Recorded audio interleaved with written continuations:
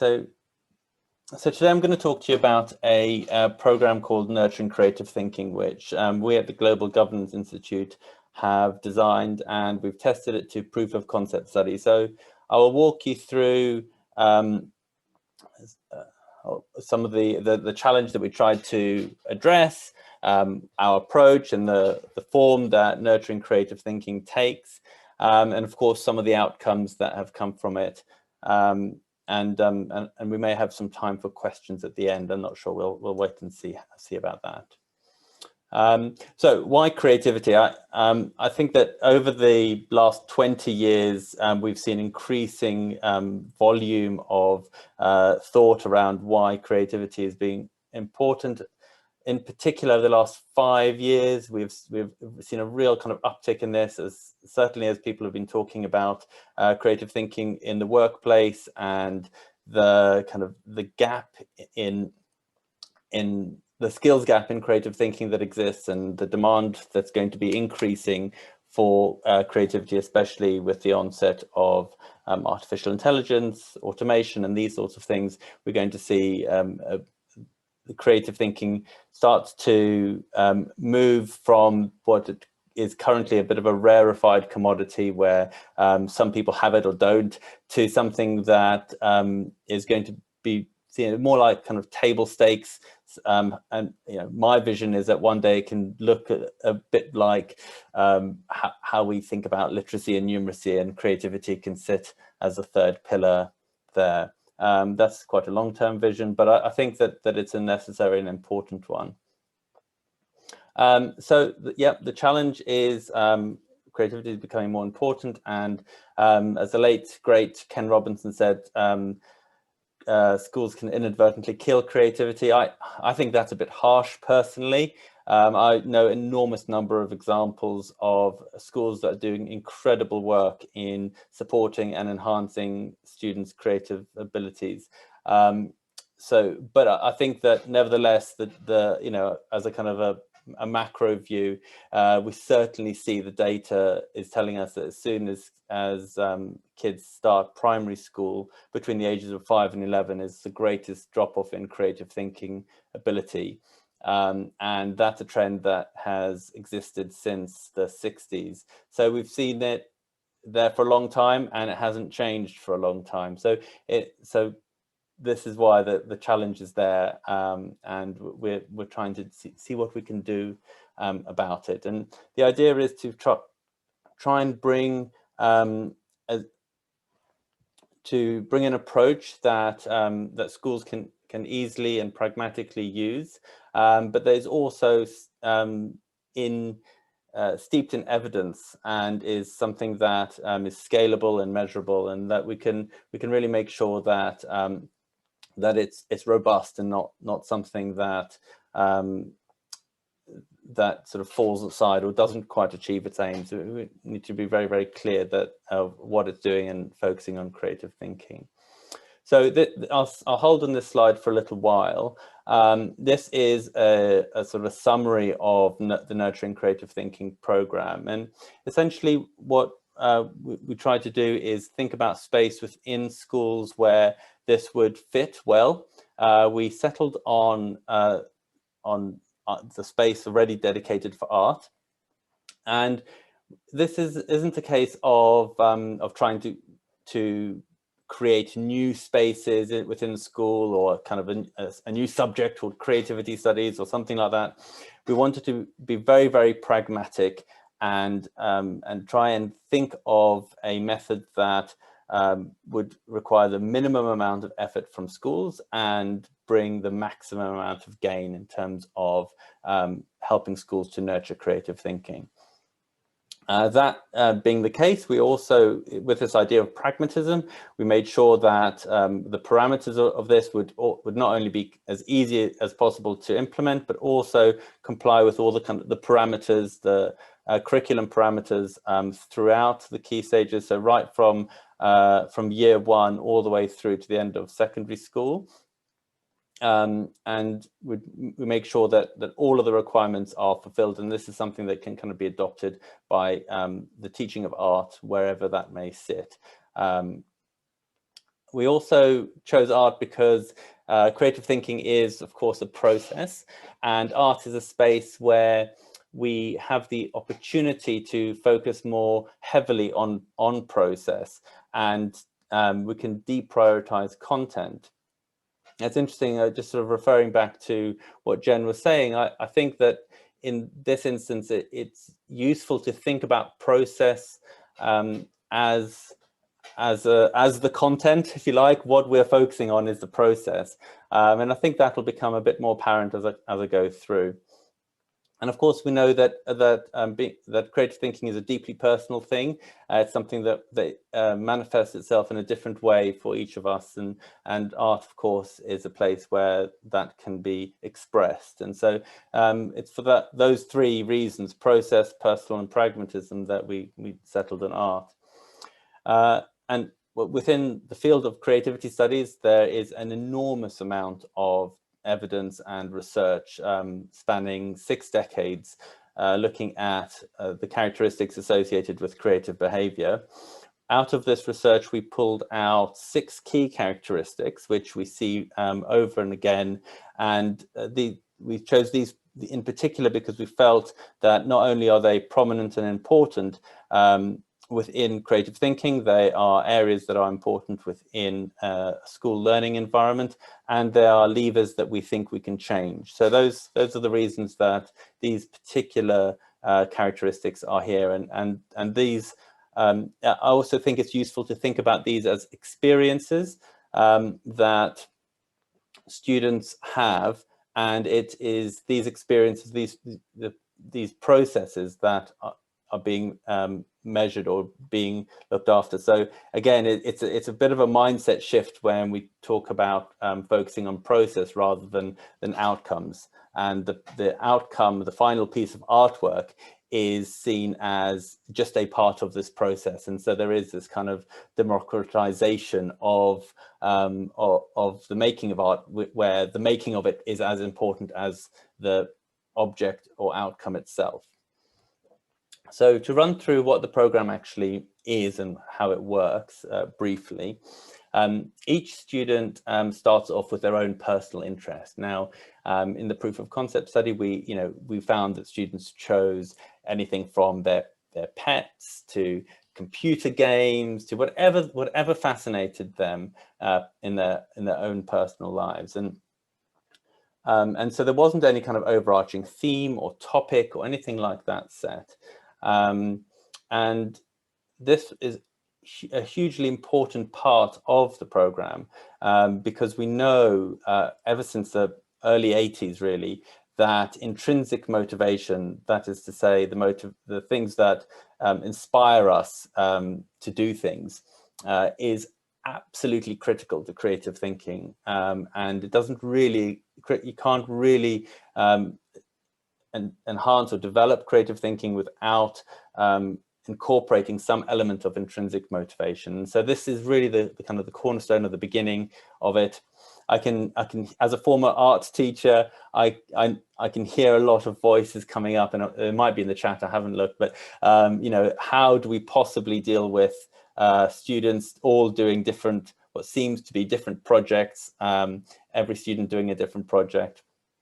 Again, this comes back to a mindset shift, because actually, while it, on the face of it, in terms of the content of their work, may seem different, the focus is on the process, and the processes are all there, and they remain as the important focus of the learning. So having chosen their interest, they move on to this knowledge, and here they bring their own knowledge of this interest that they have to the table. They'll collect information, objects, whatever it might be. They'll also start to assemble curiosities, things that they don't know, perhaps some other people whose knowledge they admire, and start to bring all of this together as almost like their toolbox of things. Once they've started to get this kind of corpus of materials, really, they go into the third phase of play. And here they start to assemble and bring these materials together and try and address the key challenge, the creative challenge that we give them, which is, how do you communicate your fascination, your interest of this particular subject to somebody else? How can you make them feel as fascinated as you do about a computer game or about your pet dog or whatever it might be?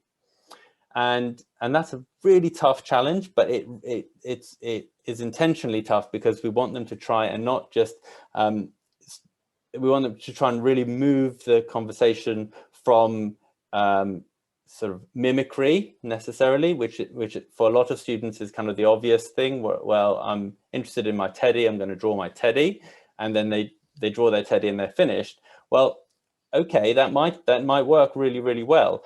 However, does it really communicate your fascination, your interest, your excitement about this thing? And so then that's a challenge. You can start to think about different things. You can experiment with different areas, different ways of doing it, and so forth. And as these experiments start to kind of add up, and you sort of assemble lots and lots of different ideas, we move on to the fourth stage of the findings, where you start to become a bit self-critical about what you've been doing, start to edit and refine. This would be, moments where you might identify serendipitous occasions where maybe your interest has now morphed or changed into something slightly different that you hadn't realized before. Maybe this whole process has allowed you to learn something that you couldn't have predicted, and so there's this kind of this deepening of the work that that occurs in this phase. And then in the fifth phase is the context. And so now, having built up your own point of view and your own voice and your own thoughts, you now can start to go elsewhere and say, well, how have other people addressed this interest? How have other people dealt with some of these questions and these difficulties or these challenges? And to be critical here as well. So, you might talk to other artists. You might go to a particular gallery to see a particular piece of work. You might go online. It might be architecture, it might be design. We had one student who used computer code in order to realize their piece of artwork, and so that was their area. So their context was in the coding world. So that was really fascinating. And so, but it's really important that we sort of move away from the kind of the pure reverence that might be associated with looking at a quotes famous piece of artwork, and allowing the students to start to get more of a kind of equivalence or have a conversation with the artist through the piece of artwork that they're looking at, or through whatever other piece of work they might be interested in looking at for this in the context phase. And the sixth part of it is the feedback. So we'll all remember, a lot of us will have been to art school, and we'll remember the group crit. This is a kind of a school version of that, where students learn to kind of respectfully discuss each other's work and offer comments and so forth.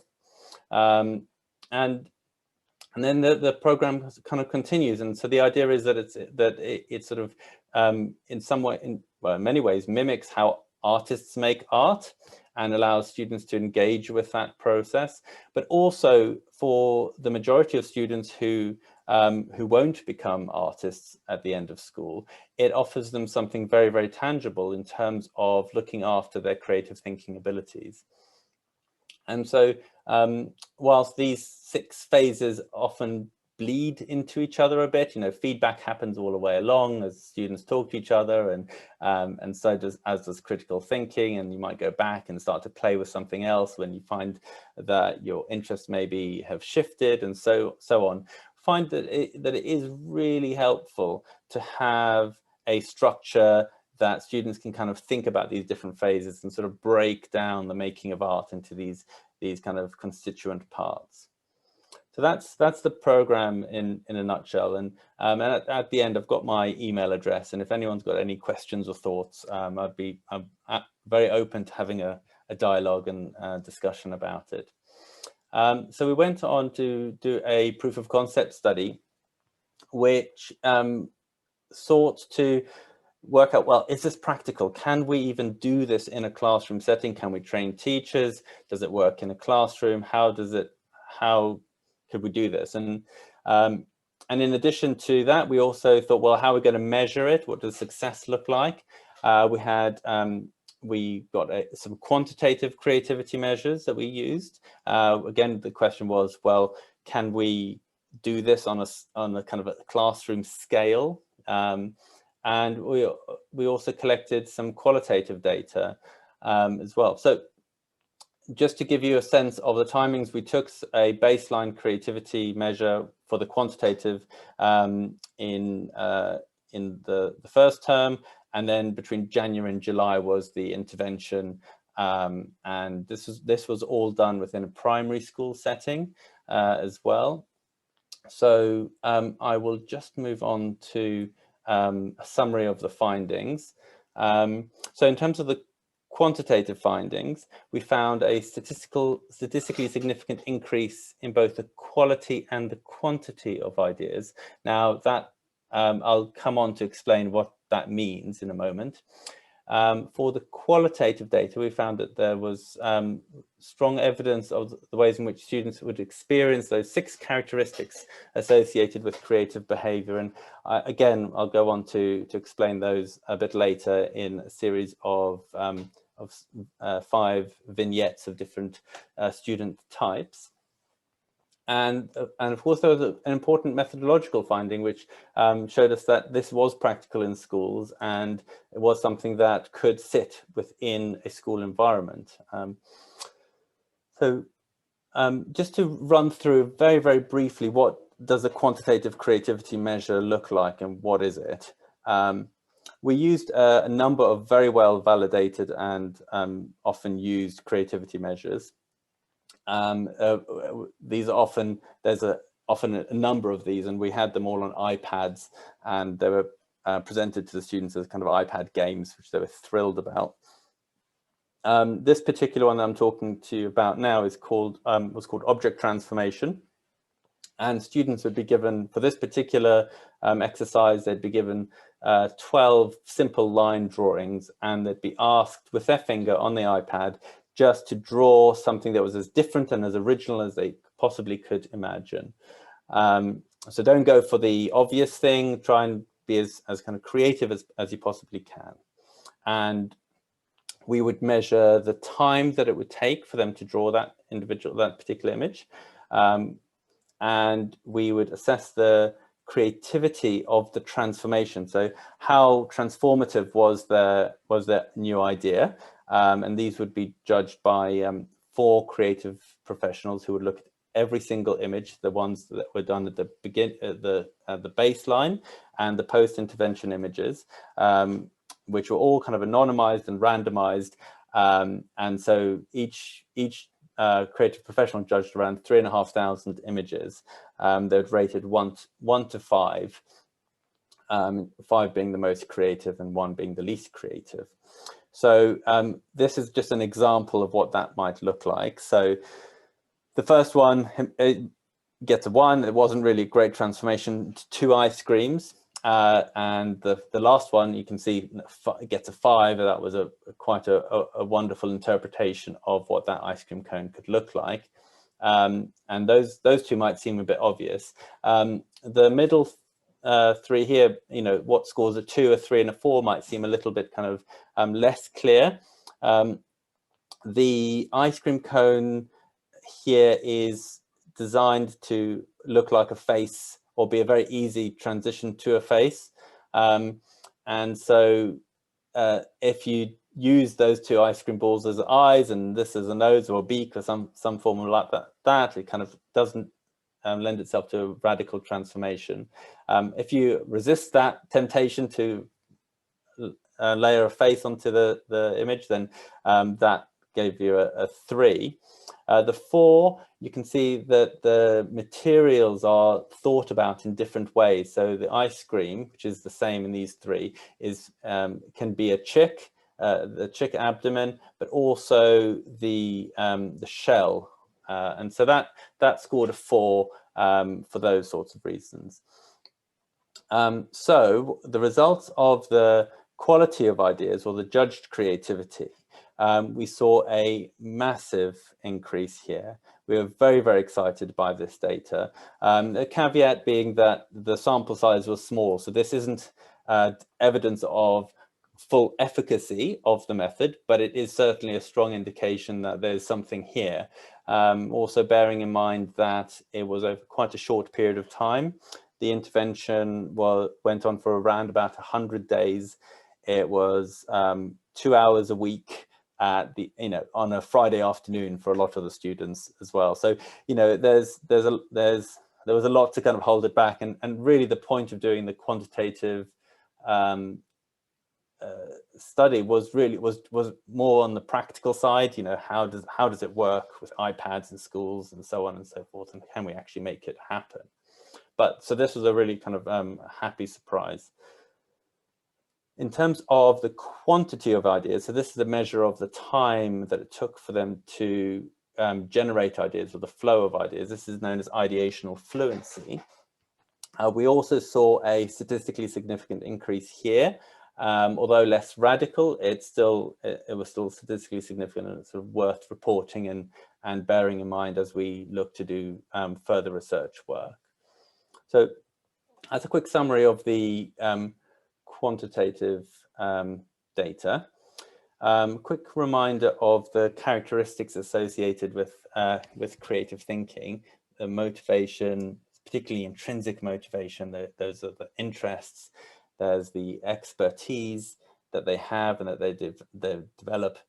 There's the openness to new ideas and to other ideas and to challenges. The confidence that is intrinsic in having a go. The resilience when things maybe don't go quite your way, or you can't quite get to the answers that you're looking for. And the sensible risks, taking risks and just trying things. So these are the characteristics, and I found that the best way to view the qualitative data is to really immerse yourselves into it. And so it might be quite sort of radical or unorthodox to kind of be reading from the screen. I'm going to ask you and invite you to immerse yourself and read some of these stories and from the screen.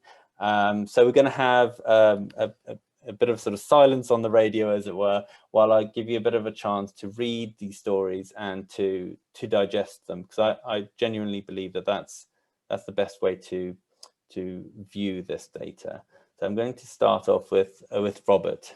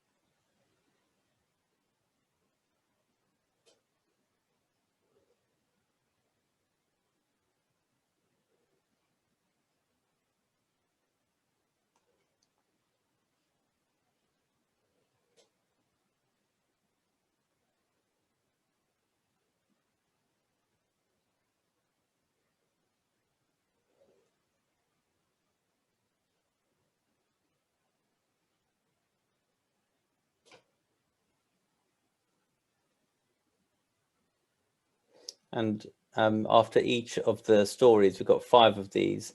I've just got a short bit of text which helps to highlight how those 6 characteristics of creative thinking are manifested in each of these individuals' experiences.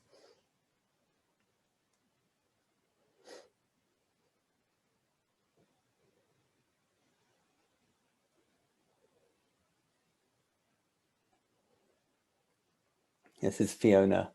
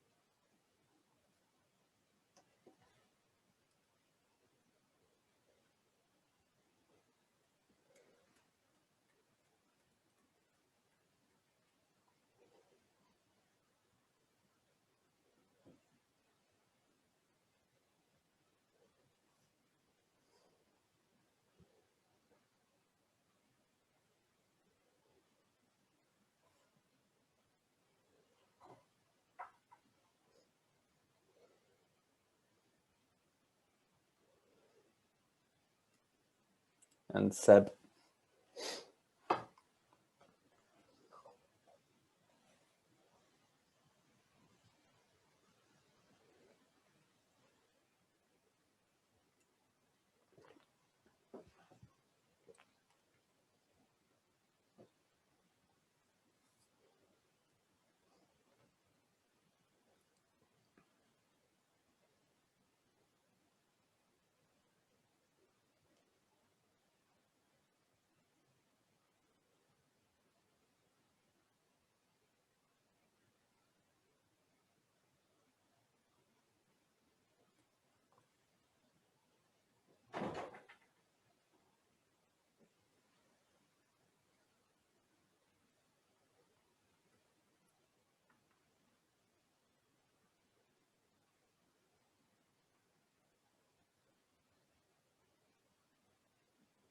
And this is Alice's story.